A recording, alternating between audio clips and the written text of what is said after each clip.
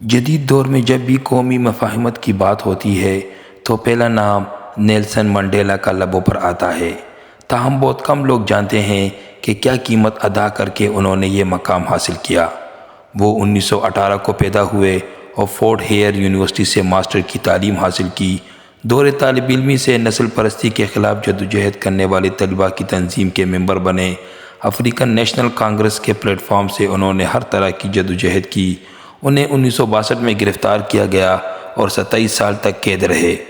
طویل اور صبر آزما جدوجہد کے بعد انہیں کامیابی حاصل ہوئی، نسل پرستوں کو شکست ہوئی اور وہ جنوبی افریقہ کے صدر منتخب ہوئے۔ توقع کی جا رہی تھی کہ اب وہ مخالفین سے انتقام لیں گے، لیکن اس کے برعکس انہوں نے معافی اور درگزر کا راستہ اپنایا۔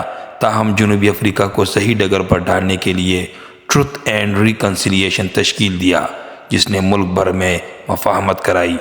نیلسن منڈیلا نے کہا تھا، جس دن میں جیل سے رہا ہو گیا تو میرا جسم تو رہا ہو گیا لیکن میری روح قید ہو گئی۔ اپنی ذمہ داریوں کی وجہ سے میں روح کی قید کا کئی گنا زیادہ بوجھ محسوس کر رہا تھا۔ نیلسن منڈیلا کا اصل کارنامہ یہ نہیں تھا کہ انہوں نے لمبے عرصے تک قید کاٹی، بلکہ ان کا اصل کارنامہ یہ تھا کہ انہوں نے انتقام کے جذبے پر قابو پا لیا اور کسی سے انتقام نہیں لیا۔ یہ کام مشکل ترین کام تھا اور اسے سر انجام دینے کے لیے انہیں گلفتار اور کردار دونوں کی انوکھی مثالیں قائم کرنی پڑی۔ کہا جاتا ہے کہ نیلسن منڈیلا جب صدر تھا تو ایک روز جیل کے سامنے گزر رہا تھا۔ قریب پہنچے تو انہوں نے ڈرائیور کو گاڑی روکنے کا کہا۔ جیل کے باہر ایک کار سی کینٹین تھی جس میں لوگ کھانا کھا رہے تھے۔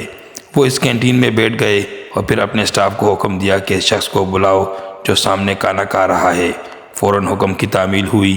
اس شخص کو جب بلایا جا رہا تھا تو وہ بہت گھبرایا ہوا تھا، ڈر کے مارے کانپ رہا تھا۔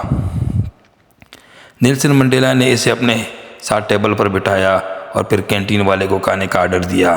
پھر دونوں نے اکٹھے احترام سے کھانا کھایا اور پھر اس شخص کو عزت و احترام کے ساتھ رخصت کیا گیا۔ نیلسن منڈیلا نے اپنے ڈرائیور سے پوچھا کہ جانتے ہو یہ کون تھا؟ اس نے نفی میں جواب دیا۔ منڈیلا نے کہا، یہ شخص جیل میں مجھے کھانا دیا کرتا تھا اور ہر روز میرے کھانے میں گندگی ملاتا تھا، اس میں اپنا پیشاب بھی ڈالتا تھا۔ آج میں اس عمل کے ذریعے اپنے ملک کے شہریوں کو یہ درس دینا چاہتا ہوں کہ وہ ہر قسم کے انتقام بھول جائیں۔ میں انہیں عمل سے دکھانا چاہتا ہوں کہ برسوں تک میرے کھانے میں گند ڈالنے والے شخص کو بھی معاف کر رہا ہوں اور اپنے ساتھ برابری کی بنیاد پر بٹھا رہا ہوں۔ اب آتے ہیں 9 مئی کی گرفتار اور سزا یافتہ لوگوں کی طرف۔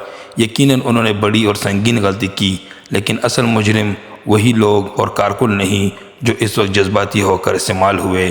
وہ بیچارے اپنے لیڈر کی محبت میں گھروں سے نکلے تھے اور ان کے یہ ارادے نہیں تھے کہ فوجی تنصیبات پر حملے کرنے ہیں، لیکن پھر وہاں کے ماحول اور ماسٹر مائنڈ کی ترغیب سے جذباتی ہو کر غلط کام کر بیٹھے۔ اب ہونا تو یہ چاہیے کہ نیلسن منڈیلا کی تنقید کرتے ہوئے سب پی ٹی آئی والوں کو 9 مئی کے سلسلے میں معافی دی جائے، یا پھر کم از کم ان لوگوں کو معاف کرنا چاہیے جن کی راہ میں کوئی قانونی رکاوٹ نہیں۔ Army chief general Asim Munir صاحب سے ہمدردانہ اپیل ہے کہ وہ ملٹری عدالت سزا سے پانے والے لوگوں کو معاف کر دے۔ جن لوگوں کے کیسز سول عدالتوں میں چل رہے ہیں وہاں عدالتوں سے گزارش ہے کہ وہ مزید تاخیر نہ کرے اور جتنا جلد ممکن ہو سکے 9 مئی کے ملزموں کے مقدمات کا فیصلہ کرے۔ یقیناً 9 مئی کے ماسٹر مائنڈ اب معلوم ہو چکے ہوں گے اور وہ چند ایک ہی ہوں گے۔